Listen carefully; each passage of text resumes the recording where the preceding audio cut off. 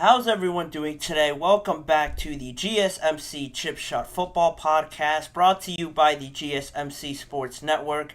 I'm your host, Manny Maradiegue. Today is Thursday, May 16th. On today's agenda for the show, we're going to start off talking about the NFL schedule release a little bit, my top 10 games I'm looking most forward to in 2024.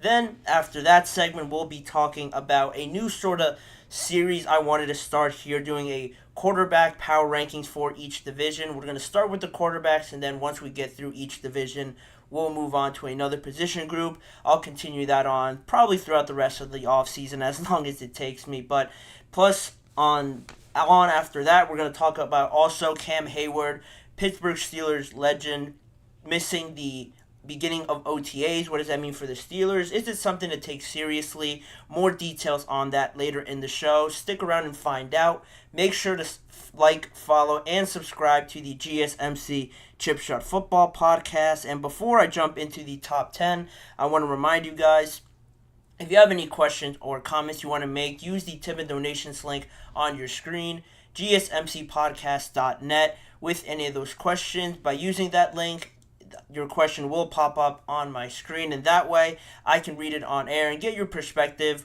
or just point of view on anything I say or on the topic at hand. It's a massive help for this show. So again, if you would, please use the tip and donations link, gsmcpodcast.net, with any of your questions. But with that being said, I can move on now to my list officially of the top 10 games I'm most looking forward to seeing. You can see them on your screen right now. I have the top 10, but I wanted to start with an honorable mention here that didn't fit on the screen. So I will just say to you guys, the Pittsburgh Steelers at the Denver Broncos is my honorable mention. It comes earlier, a lot earlier than a few of these games. Pittsburgh will travel to Denver in week 2, and the biggest thing around this matchup is Russell Wilson, the presumed starter for the Steelers, playing against his former team right off the bat in week 2. So you would imagine that those ill feelings are still there between Russ and Sean Payton, and I had it as my honorable mention just because, going into the season, I don't think many people have the Broncos and the Steelers as top contenders, so there's a little bit of a lacking maybe star power from the overall game, but the storyline is very good. I couldn't not mention it, so that is my honorable mention. It should be a very interesting dynamic between Russell Wilson and Sean Payton in that game. But starting from the bottom, I have the Ravens at the Chargers in Week 12, the Harbaugh Bowl, as it's being labeled now. John Harbaugh will travel to his brother's team at the Los Angeles Chargers in Week 12. So hopefully by that time, around this whole narrative with the Ravens and the Chargers, hopefully by Week 12, we get to sort of see the Chargers really hitting their stride. I know heading into this season as well, they're not looked as one of the top contenders compared to the Ravens, but hopefully they find their footing a little bit. They sort of find that identity that they've talked about so much, and by Week 12, hopefully that's a lot closer game than maybe a lot of people will give it credit to right now. But you still have Lamar Jackson, Justin Herbert, Joey Bosa, a bunch of star powers, like I mentioned, Lamar Jackson, Derrick Henry, how the Harbaugh brothers interact and all that stuff. It should make for an entertaining game and some good television as well. So that rounds out my top 10. Then at number 9, we have the Falcons at the Vikings. Week 14, again, another late season game, but Kirk Cousins potentially going to play his former team. Who knows, maybe by week 14, it's Michael Penix's team by then. How that all works out is yet to be determined. But if the storyline continues and Kirk Cousins is playing very well, and also the Vikings are playing very well, we could see Kirk get some revenge on his former team. Maybe J.J. McCarthy's playing as well. That'll be interesting to see. The new young quarterback that came in and essentially replaced Kirk Cousins playing against each other in Minnesota as well. I think the story writes itself, and it should be something to watch.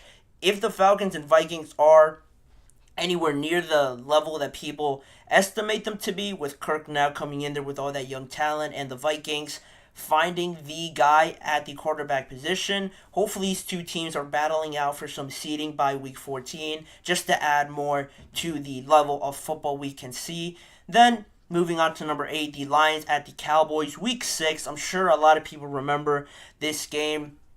Last year, again, I'm pretty sure it was at the Cowboys. CeeDee Lamb went absolutely nuts. It was a weird game, other than just CeeDee Lamb going nuts in the back and forth between the Lions and the Cowboys. Towards the end of the game, did the Lions offensive lineman check in and verify that he was an eligible receiver? The official said that he didn't. He ran up to the officials and said that he said it, but the officials claimed that they never heard it. So how that all ended, how Dan Campbell repeatedly tried for that 2 point conversion, very stubborn to try and win the game regardless of where they were pushed back. It was a very weird game, and just to get another taste of it this coming year, I think will draw in a lot of people. It should be another game, a close game, just because the Cowboys and the Lions have great players on either side. It should be a close one, and I think if I were to give a prediction, probably the Lions will win this one this time around.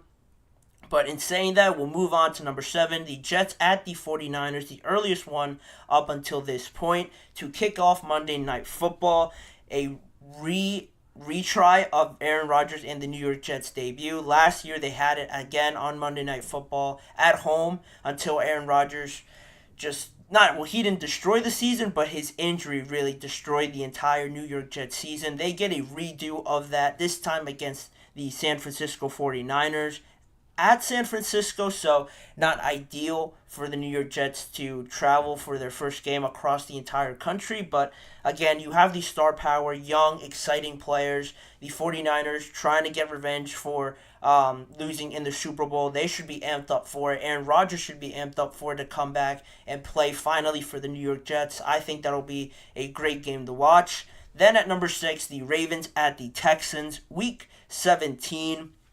One of the Christmas Day games. I had it just as a rematch of the AFC Championship, or the AFC Divisional game, by Week 16, again, with a lot of these, the biggest point to me and how exciting it can get is just determining seeding and everything like that. You have Lamar against CJ. Stephon Diggs comes over. This time it's in Houston. The Ravens traveling there with all the seeding and Derrick Henry, Lamar Jackson. It should be a great game on Christmas as well. A debut of Netflix on top of it all should make for some exciting football on that day. And then heading into the top 5, the Lions at the San Francisco 49ers. Again, another rematch of sorts. The Lions playing again in Week 17, against the 49ers. A rematch of the NFC Championship. Again, in San Francisco, the Lions, can they rebound from that bad second half that they had, just completely collapsing against the 49ers, who should be at full strength? Who is in better shape? Who has more momentum heading into the playoffs by this time? How, again, this could affect seeding, I think is something to look out for. And if the Lions can get a revenge match in there and beat the Niners right before they get into the playoffs, that's also a massive thing that could happen and could, affect the psyche a little bit of both teams, knowing that one team beat the other team right before the playoffs. That certainly gives one of them the upper hand, and I'm really looking forward to that one as well. Then the Bills at the Texans, Week 5. This one arguably could have been higher. The Stephon Diggs revenge match, potentially at his new home in Houston, Texans, taking in his former team. A little bit early to see if the Bills really find or have found their footing with their new receivers, with their new identity, with new pieces on the defensive side as well. You don't expect it to be a finished product by Week 5, so that's really the only caveat with this. But, the biggest story is Stephon Diggs. Does he go crazy? I would probably, if I were a betting man, put some money on that to see if Stephon Diggs goes absolutely nuts in that game. They have the talent to do so. CJ Stroud versus Josh Allen. Both of them can win games on their own. It should be a great game, again, for the Houston Texans, in a very tough schedule for the Texans if you haven't looked at their schedule. But that's number 4. Now, heading into the top 3, we have, again, the Texans at the Kansas City Chiefs. The week before that Christmas Day game, where both of them will be playing, but not against each other. They play against each other the week before. And one of the most anticipated ones for me, you have the best young quarterback in my estimation in CJ Stroud playing against the best quarterback in the NFL and of this generation. Both teams have a boatload of talent. They're overflowing with star power in that game. And again, by Week 16, how much in stride are they? How much momentum are they carrying? How did the seeding sort of work out heading there close to the end of the season? I think will be very exciting to watch. And if CJ can get the upper hand there in Kansas City, it should write a better storyline heading into the playoffs for both of them. Then quickly, my last two. The Kansas City Chiefs at the San Francisco 49ers, a rematch of the Super Bowl. A little bit early to see if the 49ers are at full health with Dre Greenlaw and Talanoa Hufanga as well coming back from injury. So there's a little bit of a subtraction there, but regardless, it's still a Super Bowl rematch, this time in San Francisco. How the 49ers really get amped up for that game, how much better do they look? Their offense, how does it look? Will Brandon Ayuk still be on the team? The Kansas City Chiefs as well got better, but how does the whole situation with Rashee Rice sort of figure itself out? It's still a great matchup of two of the best teams in the NFL. That's why I have it too. And then lastly, week one, a bit controversial, I would say, if I wasn't making this list. The Ravens at the Chiefs week one. You might be thinking, how could the best game all season be in week one? Well, not only do you have the best teams, both of them got extremely better in the offseason. The Chiefs through free agency, through the draft, bringing in another wide receiver, and just building on this big storyline through trying to three-peat and get that third Super Bowl in a row. But also the Ravens trying to get the revenge from the AFC Championship game, bringing in Derrick Henry. And also why it sort of puts it over the top for me is because it is opening week. It is that opening night game, and just that energy, that excitement you get for football finally being back, the first game of the entire season. I think that just gets that added juice that a lot of these other games might not get, depending on where they are in the season. So that is my top 10 list. Let me know what you guys think about it in the comments or in the live chat box. Did I miss out a game? Was there a game that you thought should have been higher? Leave all your thoughts down below. But in saying that, I will move on with the rest of the show. I mentioned the quarterback rankings for the NFC North are coming up right after this break, as well as talking about Cam Hayward missing his first OTAs in his career with the Pittsburgh Steelers. Plus, we'll get into the new defensive coordinator for the Dallas Cowboys, Mike Zimmer, and what his new vision is for this Dallas defense heading into 2024. A lot more to talk about on today's show, so stick around. You're watching the GSMC Chip Shot Football Podcast. I feel like I'm losing my mind. Is everybody in the world blind? Please, Lord, give me a sign, a sign. I feel like I'm losing my mind. Is everybody in the world blind? Please, Lord, give me a sign, a sign. I wanna be the greatest. Everybody on the fake shit. I look around and feel like everybody is the fakest. I make this every day and I'm impatient, hoping one day I blow up from the basement. Statement, the top is so vacant. I don't hear shit that I think is amazing. Waiting for my day when I'm playing sold out shows where 1,000 faces. Hey, give me that crown, get in my way and to be put down. It ain't your place, all this my town. If I want that shit, then I'll get it right now. I'm losing it, the noose it fits. I'm losing shit, a stupid myth. You choose to live or choose to dip. You choose to fight or lose your grip and lose a gift. Oh, I feel like I'm losing my mind. Is everybody in the world blind? Please, Lord, give me a sign, a sign. I feel like I'm losing my mind.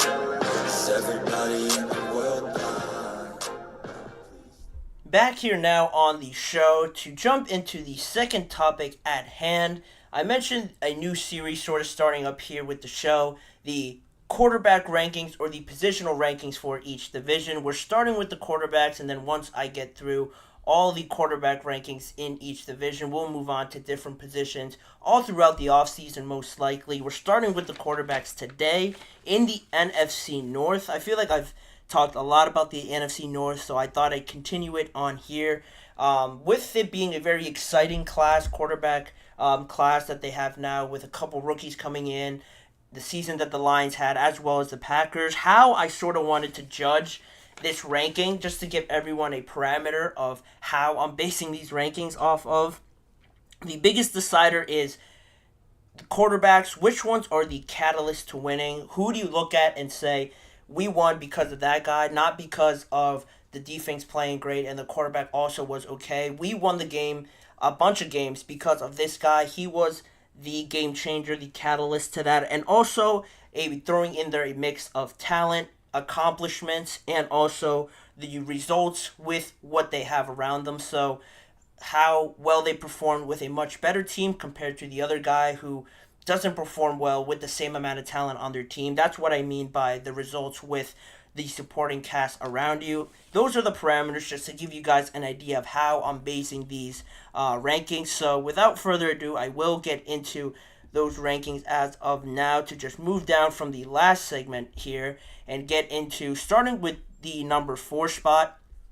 I have JJ McCarthy out there for the Minnesota Vikings, and JJ being at number 4 really for me just comes down to the simple fact, as you can see on the screen there, that technically he's not the quarterback yet. You know, you have Sam Darnold being placed in there as the presumed starter as of right now, and because of that, you know, you look at kind of giving a tease to my number 3, Caleb Williams, who was already named the starter. JJ's not really there, although both of them have high expectations, and I expect JJ to be that number 1 quarterback at some point this season.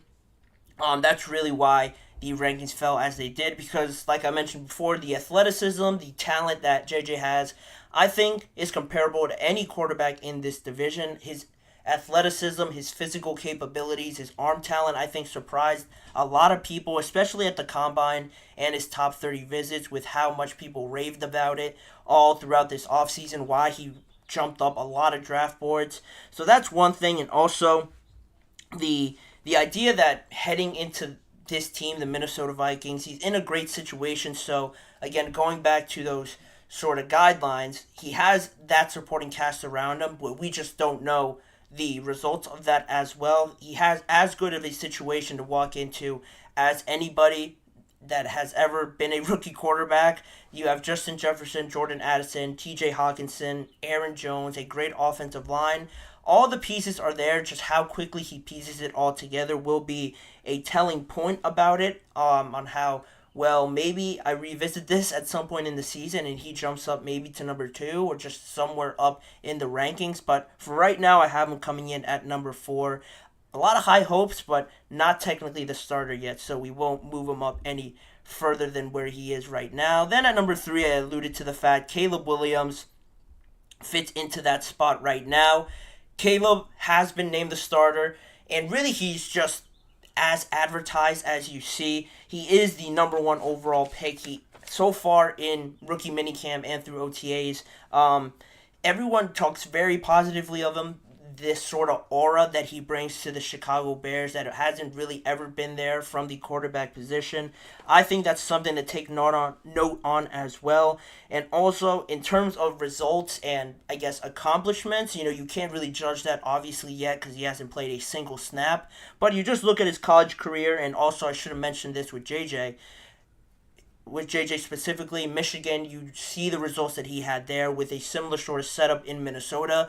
I think that really translates easily to the NFL, or a lot smoother than learning a new playbook, learning with an offense that might not be as talented as the one you came from in Michigan. It's pretty much the same for JJ as well as it is for Caleb. The results that he had at USC, and how, going back to that point, how much did he do with the supporting cast around him? You know, without Caleb, that supporting cast, I don't think we would be talking that much about USC if it wasn't for Caleb Williams. So because he was there, because I think he was able to exceed the expectations for this USC team and sort of carry them on his success, on his talent and his athleticism and everything that makes up a great quarterback, I think that just pushes him further up the list for me, because he was able to do a lot more, maybe a lot more than a ton of quarterbacks could have done with the supporting cast around him, at least this past year with what USC had. And also, walking into a much better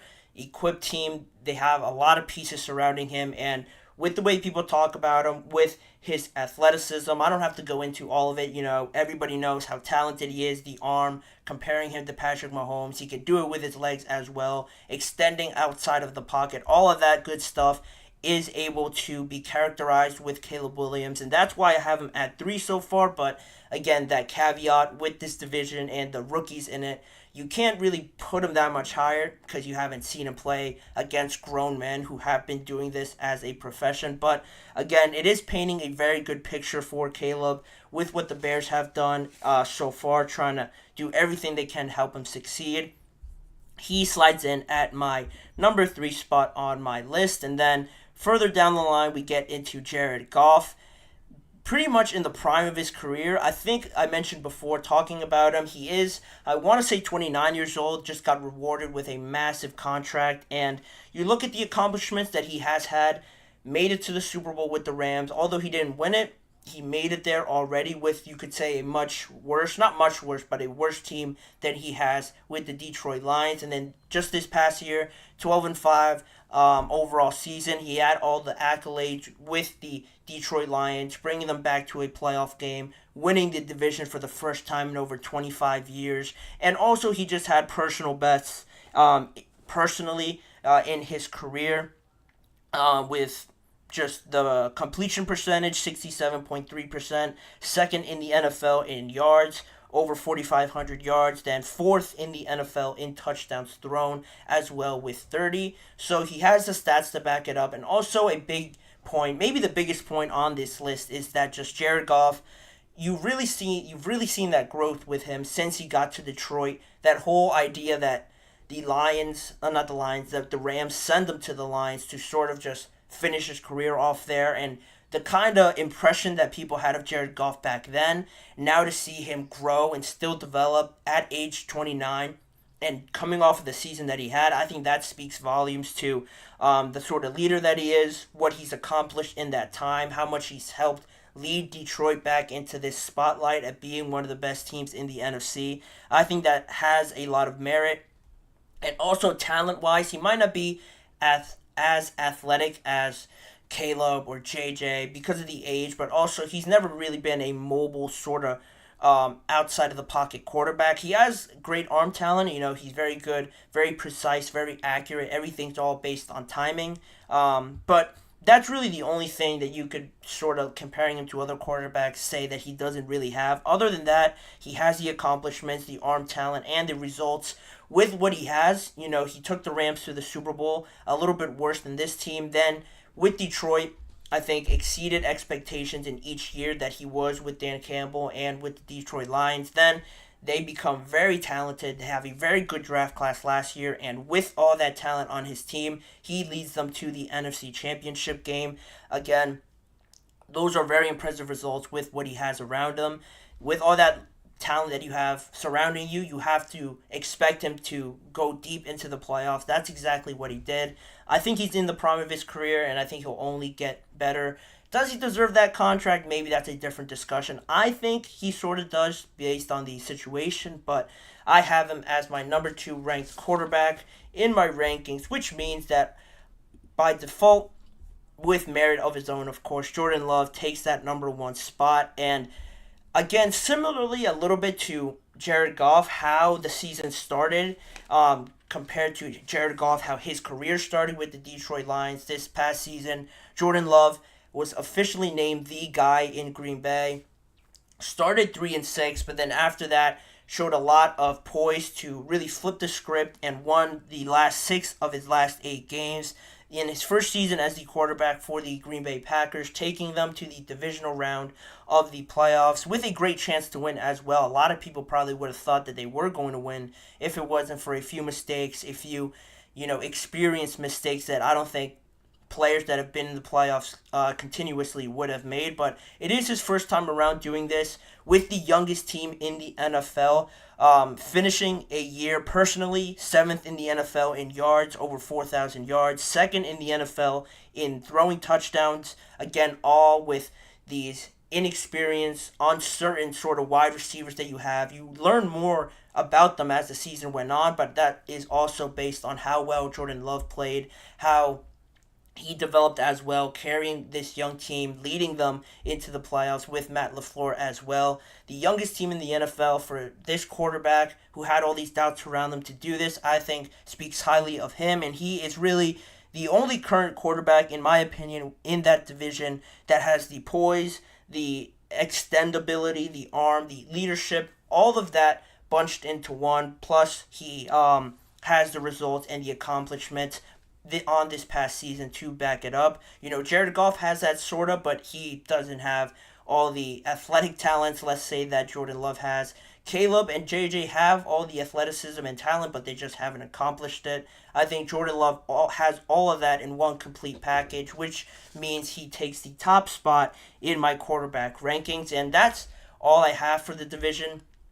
Obviously, with Jordan Love being the last one left, I put a lot of thought into it. Let me know what you guys think about this. Do you think it's pretty self-explanatory? I thought it was just because of the NFC North of the circumstances, but again, let me know what you guys think in the comments down below and afterward in the show if you're watching this at a later time. But anyway, we'll continue on with this show, and we'll talk about Cam Hayward, like I mentioned before, missing the OTAs for the first time in his career. That's coming up right after the break. Mike Zimmer, the new defensive coordinator for the Dallas Cowboys, talks a little bit more on how he plans to deploy Micah Parsons and just his overall idea for the new Dallas Cowboys defense that he wants to integrate. And also to round out the show, Odell Beckham Jr. talks about joining the Miami Dolphins. I'll get into what he said and my thoughts on the whole situation with that Odell fitting into Miami sort of scenario. But for right now, we'll go into a quick break and we'll be right back in just a few seconds. Looking for your daily fix of sports talk without having to pay for it? GSMC Sports Network is available on YouTube. Just search GSMC Sports Network. Get your fix of daily sports talk shows on YouTube, absolutely free. NFL, college football, NBA, MLB, MMA, UFC, fantasy football, and so much more. GSMC Sports Network has shows running all day long, with new sports shows starting every 2 hours. Just like on your favorite cable sports channel, except GSMC Sports Network is absolutely free. Just search GSMC Sports Network on YouTube to catch one of your new favorite shows, like the GSMC College Football Podcast, Chip Shot Football Podcast, Hoops and Heels Women's Sports Podcast, GSMC Basketball Podcast, and so many more. Check it out for yourself. GSMC Sports Network, now available on YouTube absolutely free. Search GSMC Sports Network on YouTube right now. Back here now on the GSMC Chip Shot Football Podcast to continue on with the Steelers now, more on the Steelers sort of topic. We're moving more so into the OTAs, mandatory minicamp sort of stage of this offseason, and it has been reported, sources told ESPN's Jeremy Fowler, that for the first time in Cam Hayward's career, he will not be attending the OTA portion of the offseason in order, according to Jeremy Fowler and sources in ESPN, to try and work out a contract extension with the Pittsburgh Steelers. Cam Hayward extended on this report, speaking to Steelers Now, saying that we've talked about an extension. We'll see what happens. My goal is to play 2 or 3 more years, mostly 3. I'm looking for an opportunity. We'll see what happens. I'd like it to be here, but my goal is to just play. Hayward is 35 years old currently, and with the Steelers, he is on a contract, on a 4-year extension from that deal that he got in 2020. So with that deal, he is earning about $16.4 million per year. And with that, it's not one of the top earning contracts, obviously, with so many other defensive tackles, defensive ends, interior linemen, whatever you want to diagnose it as. Getting those extra contract extensions right after him. Cam's been in the league a while. He had that extension 4 years ago now, so a lot more deals have been made, have been given out since then. But his expected salary cap hit is expected to be $22.4 million, according to Spotrac, and he is entering now that final year of that 4-year contract extension at 35. There are some variables that come along with this to sort of determine what do we make of Cam Hayward not missing or missing OTAs for the first time in his career.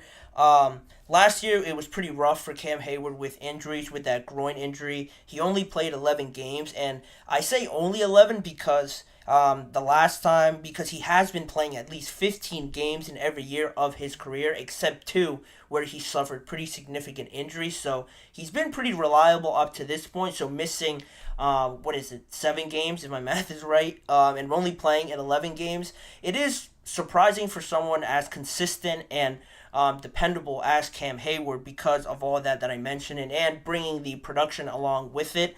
But that's also where I wanted to go after back-to-back seasons with 10 or more sacks. He recorded only 2 last season. Again, he did suffer with that injury, but you might be thinking 11 games, 2 sacks. It might not be as much as a lot of people expect, but now you sort of project going forward, and you don't hope this to be a regular thing for Cam. But again, 35 years old at the position that he plays, always being involved in contact, in scrums, in piles. How does that take a toll on his body?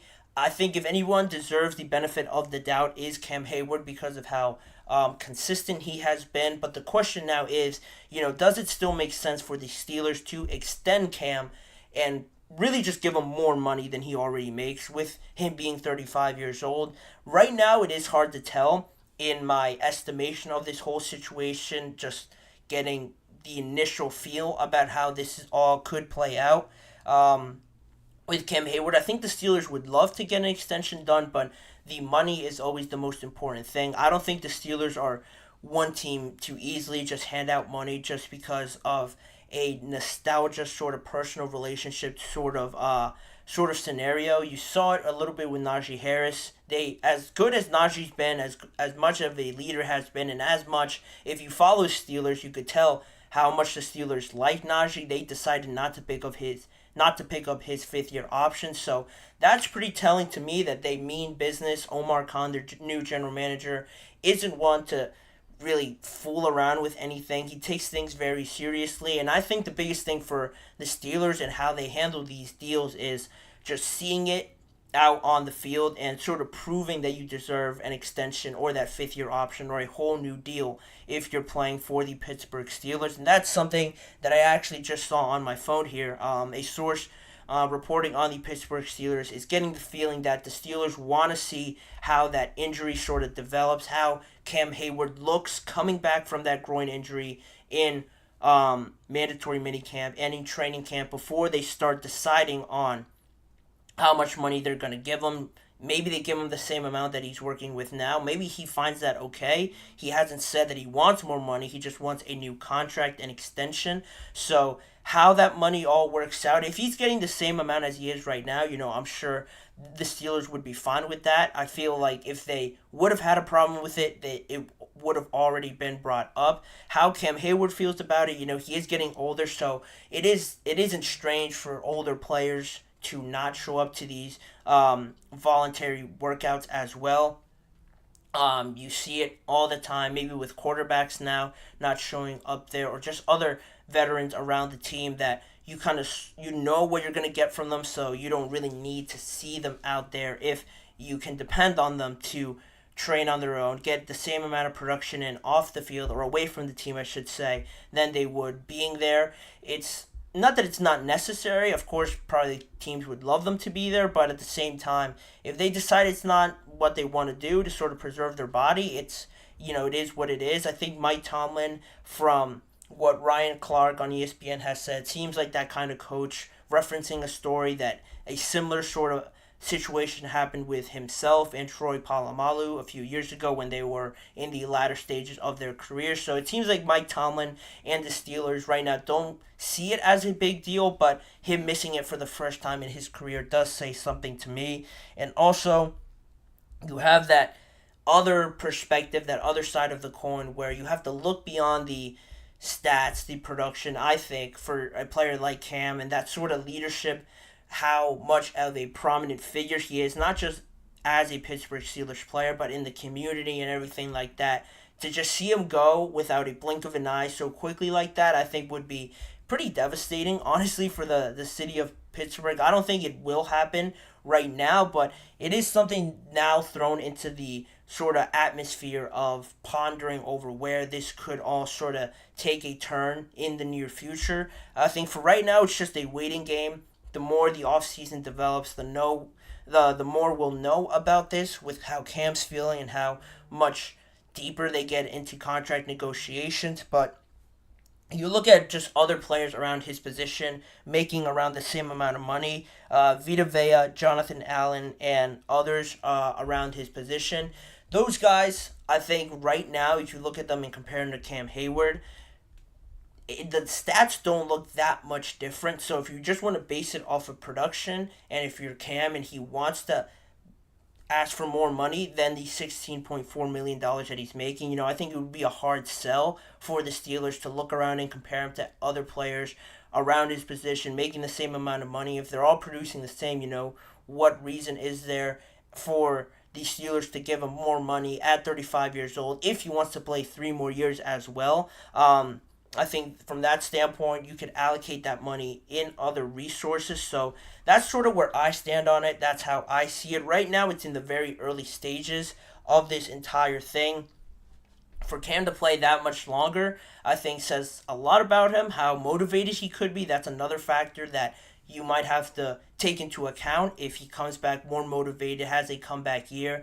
It's hard to do at 35 years old, but also I don't think people would be all right to doubt Cam for how consistent he has been, even as he's headed into his 30s. It's not like he's had a huge drop-off until now. Other than the injuries, he's still been out there consistently. Maybe not putting up the sack numbers, but just being out there, being somebody that the other team has to account for, I think is also something that has value in it of itself. So we'll just see how this all plays out throughout the rest of the offseason. The Steelers don't have many other contract negotiations or extensions to really work out other than fifth-year options that they might have to think about with Justin Fields or Najee Harris. If they play out this season and really impress them, that's something down the line that they could address. But for right now, they are fortunate to not be in a bind trying to re-sign all these valuable players, so they can allow this to carry on and really focus on other parts of their team, like figuring out the quarterback situation, who's going to play at left tackle, at right tackle, what's the wide receiver situation going to be, are they going to sign someone? On the defensive side of the ball, can they find somebody else opposite of Joey Porter Jr.? This seems like a big story, but I think the Steelers have a lot of other things that they have to tend to before they start panicking on Cam Hayward maybe not playing this season. That's where it stands right now, and that's where we'll leave this topic. And in the meantime, we'll move on with the rest of the show. A few more things to talk about. I mentioned Mike Zimmer and his vision for the Dallas Cowboys defense in his first season is coming up right after the break. And also talking about Odell Beckham Jr.'s move to Miami, what he said at his introductory press conference, what are my thoughts on it, and how he can carve out a role for himself in that Miami Dolphins offense. So stick around. All those topics are coming up in just a few seconds. Don't go anywhere.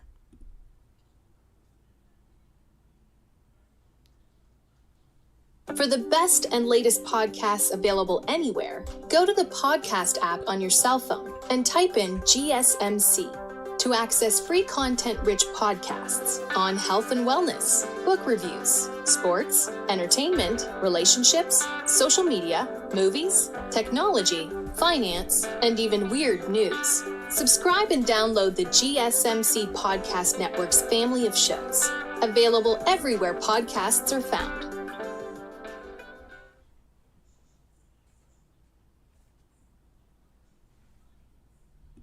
Welcome back here to the GSMC Chip Shot Football Podcast, now shifting our attention to the NFC East, and once again, mentioning the Dallas Cowboys. Now on the defensive side of the ball, I talked about Micah Parsons and the defense to some extent a little bit yesterday, with Micah Parsons now being or holding a leadership position with Bleacher Report Gridiron. But now we shift our focus back onto the football field and talk about the overall defense. They got a new defensive coordinator this offseason. Mike Zimmer was actually brought back to Dallas to be the defensive coordinator after Dan Quinn got that new head coaching job with the Washington Commanders this year. Like I mentioned, Zimmer was already actually with the Dallas Cowboys before as their defensive coordinator from 2000 to 2006. So there's a little bit of familiarity there, but that was about 20 years ago, so a lot has changed. And from his time back then to what it is now, I think Dallas Cowboys defense has taken a lot bigger role and has written a bigger narrative for themselves. If it wasn't for Dak and how well he played last year and how much of a crazy season CeeDee Lamb had as well, I think the most people would be talking about the Dallas Cowboys defense as being the catalyst, as being the main star of this overall Dallas Cowboys team. But they have some balance there. But overall, just from top to bottom, this Dallas defense has, since 2021 with Dan Campbell being there, has really just stayed at the top of the rankings. They're fifth in points per game allowed at about 19 points per game allowed. 141 sacks, ranked sixth since 2021. Their third down conversion percentage is only at 36%. Their quarterback pressure rate is first in the NFL since 2021 at 41%.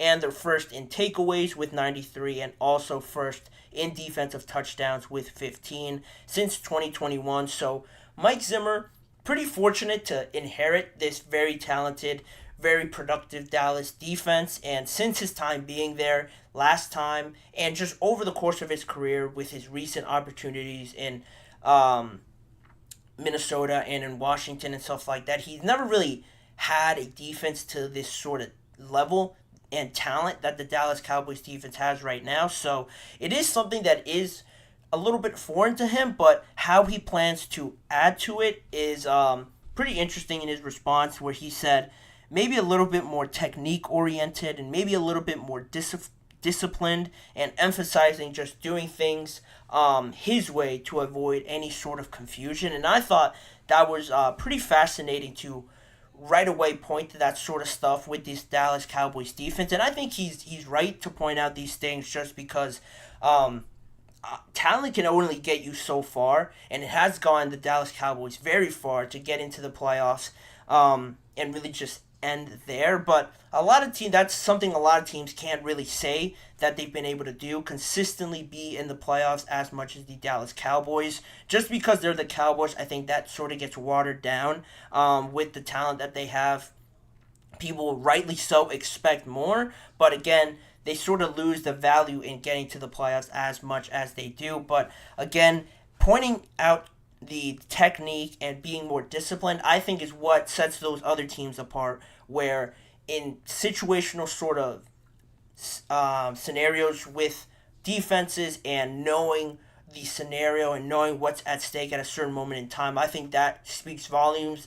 That's where you sort of start to get into the next realm, that next level of IQ with some very special players overall. They know the situation, they know what's at stake, they know what defense they're in, they know what sort of audibles, what the other side of the ball is doing. That's where I think Mike Zimmer's trying to get this Dallas Cowboys defense to that point. And talking about technique, that's just the fundamentals. If you can get that down and be more disciplined, that's where you can sort of start venturing off into analyzing things on your own. If you could get those simpler things down, you don't get the false starts, you don't get the offsides, you don't get the misalignments on defense. You really nail down the fundamentals like that. That's where you start to get special plays from special players like a Trayvon Diggs, like Deron Bland we saw this past season, and also Micah Parsons leading that group. But also, on top of the technique and just being more disciplined as a defense, the Cowboys' run defense is also something a lot of people are screaming about trying to fix. I'm sure Mike Zimmer also is coming in with that mentality to try and stop the run first and foremost, because recently, just this past year, looking at it as a whole, the Dallas Cowboys defense allowed 112 rushing yards per game, which is 16th in the NFL. And also, in 4 of their last 6 losses last season, including the playoff loss to the Green Bay Packers, they allowed at least 143 rushing yards per game in those 4 losses of the total 6 losses that they had. And in one game against the Buffalo Bills, they allowed 266 rushing yards per game to them. That was the most they gave up, and they gave up 143 to the Green Bay Packers in the playoffs. So not the kind of numbers you want to have if like I have been talking so highly about this Dallas Cowboys defense. Sure, they get a lot of takeaways. Sure, they are pretty exciting in that way. They also get a lot of quarterback pressures, but stopping the run, I think, or not being able to stop the run is very demoralizing, and you get to a point where you look at the Dallas Cowboys defense, and it could just be me, but seeing them in the playoffs, more often than not, it looks like their defense is sort of helpless out there, in all honesty, when they're out there getting the football ran down their throats. It almost looks like nobody has any idea what to do. They're looking to the sidelines. They're trying to find any sort of solution, but they just can't do anything about it. And I think if the players can't do anything about it, or they're looking helpless out there with no idea what to do, that falls on the coaching. And I've been a fan of Dan Quinn as a coach, as a defensive coordinator. I like that he got the job there with the Washington Commanders, but that was sort of one thing that it just seemed like he couldn't get right. Now Mike Zimmer comes in with the idea to fix that, and that's also something else he pointed out, to sort of finding a solution to it with the Cowboys' first-round pick in 2023. Mazie Smith was sort of brought in to be placed into a starting role on that defensive line, but last year he sort of struggled with weight problems, being a little bit too light, and having that weight sort of fluctuate throughout the season. He never really found a groove. He didn't play too much because of it, and that is something Mike Zimmer addressed as well, emphasizing that he wants to make Mazie Smith more of a run blocker, a run stuffer, sort of defensive tackle, sort of going back to his days at Michigan and getting him back in the groove of that, finding something that's familiar to him, and that way they can get more production out of that first round pick. That's a good way of doing it, especially since we all know what the salary cap situation is right now with the Cowboys, so it's not like they could just go out on the market and find somebody else. That's a good way of addressing this problem, and also other things that Mike Zimmer addressed in his sort of new plan with the Dallas Cowboys defense is really emphasizing Micah Parsons and moving him around, giving him more opportunities, and trying to do certain things with him to play off of the offense and really get the offense to cater to them rather than the other way around. Mike Zimmer really talked about trying to manipulate the offense into trying to get them into situations where they're just playing off of them. Talking about specifically sending maybe more pressure to one side, leaving Micah Parsons one-on-one. I think that's a good way of doing it. Micah Parsons is very durable and has a lot of variety in what he's able to do. So moving him around and just getting him in better situations, I think, will go a long way. And just really, he honed in on addressing and attacking the weaknesses with this Dallas Cowboys defense. Now, you get Trayvon Diggs back, surely will help with Deron Bland and how that sort of partnership develops, but how will this transition go? Just thinking on the other side, playing devil's advocate a little bit here, how long will it take for these new players to adjust to this new defensive scheme? How long will Mike Zimmer feel comfortable in that new role back into football, being the defensive coordinator for one of the best defenses in the league? How long all of that takes will be very telling, and just this Dallas defense embracing a little bit more responsibility because of all the question marks on the offense. How do they sort of run with that and know that, hey, this offense might not be what we're used to, what we're accustomed to talent-wise? How smoothly do they accept that and accept the responsibility and move into 2024 knowing that they might have to do a little bit more than they're accustomed to have success compared to what they had in the last few years. But overall, that's what Mike Zimmer plans on doing it. It's a lot of talk, obviously, now because we're so far away from football, but I like some of his ideas. I think it'll go a lot smoother than people think just because of the talent that he has on defense, but we'll see how that all plays out. But for right now, we'll transition into the last break of the show, and on the other side, we'll talk more about the newest receiver in Miami, talking about Odell Beckham Jr. and how he fits into their offense and what he had to say about why he decided to sign with that team down there in Miami. We'll be right back after this break. Don't go anywhere.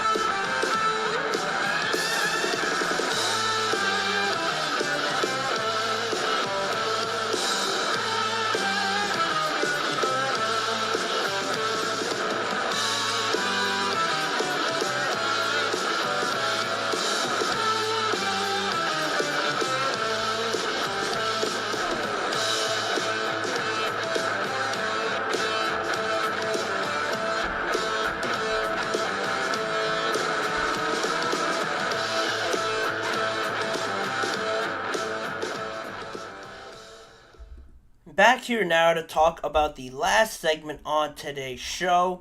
A pretty popular one in the news, just the idea of Odell Beckham Jr. signing with the Miami Dolphins, one of the most recent free agent, newsworthy signings of the offseason at this point, now in the middle of May. He joined Miami on a one-year deal, and Odell Beckham Jr. is on the fourth team in 4 years for him in his career. He is entering the 30s now of his just playing career, his personal just life. He is 31 years old now, and he missed the 2022 season with an ACL tear and has just been dealing with nagging injuries since really his Cleveland Brown days. Since that first year with the Browns, he has dealt with some pretty serious injuries and then just nagging ones like hamstrings and ankles and knees and stuff like that. All sort of things you kind of expect going later into your career, but it is just hard to see from where Odell Beckham Jr. started to where he is now.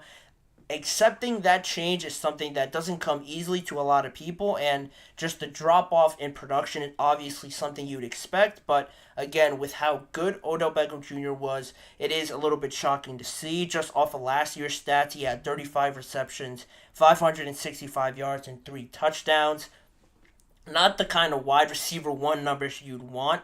I don't think anybody really saw him as that with the Baltimore Ravens, but again, they didn't have that many wide receiver options, which is why I think it played a part in Odell not really producing as well as he probably would have liked. If he had better wide receivers around him, then we would have seen, I think, a better Odell Beckham Jr., but I didn't really like the fit in Baltimore, so now we get to this point in Miami with Tyreek Hill, Jalen Waddle, and how does OBJ sort of fit into this team? How does he produce and contribute to this already high-powered team?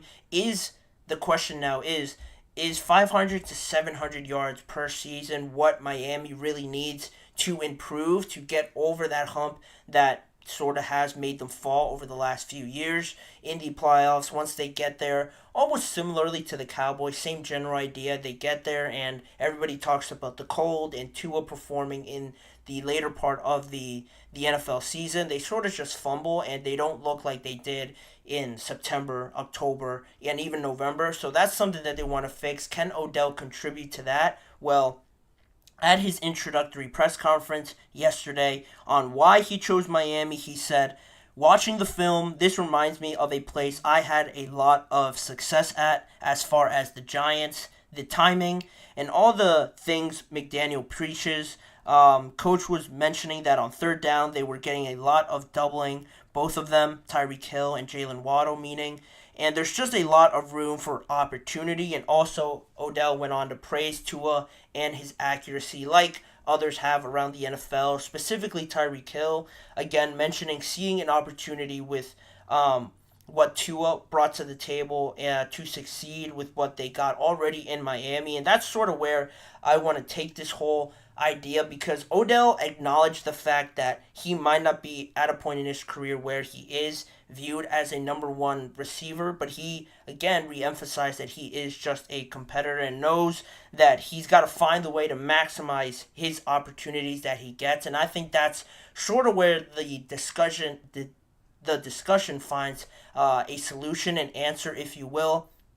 To get 500 and 700 yards in the past with the Ravens, maybe a little bit with the Rams and with the Browns in his second season, it might not have been good enough, but with this Miami team, I would side with the fact that I think it will be good enough because you have Tyreek Hill and Jalen Waddle, the type of receivers that they are and the type of attention and just production they want to produce. I think they're both number one receivers, so they're gonna get a lot of receptions anyway. I'm sure they both want to be up there near the 100-yard mark in receptions, over 1,000 yards, and that's a lot of attention being put on them as well. You don't need Odell to be a top 20 wide receiver to make this sort of star-studded big three in Miami like they have become accustomed to in other sports, like in basketball. They don't need that out of Odell Beckham Jr. I don't think he's a top 20 receiver, but again, they don't need him to be. The biggest thing is really just being healthy. If he could play the majority of this season and you have Tyreek doing what Tyreek does. You have Jalen Waddle, again, doing what he does, taking the top of defenses, and just being a very good overall number one wide receiver. The opportunities will be there for Odell to succeed, and it's going to be best case scenario, that kind of season that you got with the Los Angeles Rams when they made the Super Bowl. I know Odell got there late, but just in those games when it really mattered, you saw what he could really be at this point in his career when he has that sort of wide receiver alongside him, like Cooper Kupp. Now he has two of them, and I don't see how he can't do at least what he did with the Los Angeles Rams. Not to say that the Dolphins are going to make it to the Super Bowl now because Odell's on the team and it is similar to the Los Angeles Rams, but I think it definitely makes them better, makes them a bit more balanced on offense to give to maybe a shorter option, not to just always bomb it down the field to Tyreek and Jalen Waddle. Both of them are capable of doing that, but again, all the attention just goes to Tyreek and Jalen. If Odell has single coverage, can find these soft spots in zone coverage on third downs, second downs, or just critical points in the game, I think that's really all this Miami Dolphins team needs when Tyreek is drawing in 3 or 2 guys, and same thing with Jalen on the other side. If Odell's matched up with a linebacker, I would probably take Odell 9 times out of 10, 8 times out of 10 in that scenario. So I think those little things are what people don't really think about when it comes to Odell signing to the Dolphins and how significant it can be for this team. And I think overall, just adding to this team on the defensive side of the ball, in free agency, addressing some of their holes on the offensive line, and with the draft, I think the Dolphins have done a good job of replenishing some of the pieces that they've lost, and needing a wide receiver as a position of need. There wasn't that many other better options outside of Odell. Maybe you could have got Tyler Boyd, but it never seemed to develop into something very serious. If it was Odell compared to all the other options that there are out there right now, I think most people would take Odell on their team on a very cheap 1-year deal. So again, if this doesn't work out for the Dolphins, they're not really losing much overall. They could just move on next year and just try and find another solution. So at best, I think this is almost a win-win, or just a win and not lose situation, because you're not really risking too much, and at best case scenario, he outperforms his expectations and you get a very solid number 3 receiver. And just outside of another corner to complement Jalen Ramsey and maybe another safety as my 2 biggest areas of concern, I don't see how this Miami Dolphins team can at least be as productive and as explosive as they were last year, especially with Tua getting another year under his belt, finally having a full season, being healthy. I think that plays a lot into it. Mike McDaniel, another year being the head coach and really knowing what he's working with. The division isn't as grueling as it was before, with the Patriots and the Buffalo Bills sort of taking that mantle. You don't know really where the Bills are at right now. The Patriots aren't anywhere near being competitors right now, in all honesty. And then you have the Jets, who seem great on paper, but again, as the football season goes on, there could be more question marks that are raised. You don't know if everyone's going to stay healthy. So the Dolphins, I think, in my opinion, have the best chance right now to continue on with their consistency and have the most confidence in what they're bringing back to the table to build off of compared to those other teams around the NFC East. Are they going to win the division? Or not again, because they lost it last year, but will they finally win the division this year? I think they have a great shot of doing that. But in all episode of the GSMC Chip Shot Football Podcast, I want to thank you guys for tuning into today's show. And as a reminder to please like, follow, and subscribe to the show as well. And also, if you want to see more of this show and more of me, to check out both the GSMC Chip Shot, not the GSMC Chip Shot, but the GSMC Sports Network channel and the GSMC Podcast Network channel, where full live shows are recorded on there as well. If you want to go back and watch a full episode, they're all on there, on top of YouTube Shorts that are posted every day and individual segment videos. If you don't have time to watch an entire show, you can watch a specific segment on there as well. As a reminder, tune in every weekday at 6:30 p.m. Eastern Time for more NFL and football conversations with me, Manny Maradiegue, as your host. Thanking you again for joining me, and I will see you guys back here again tomorrow to wrap up the week.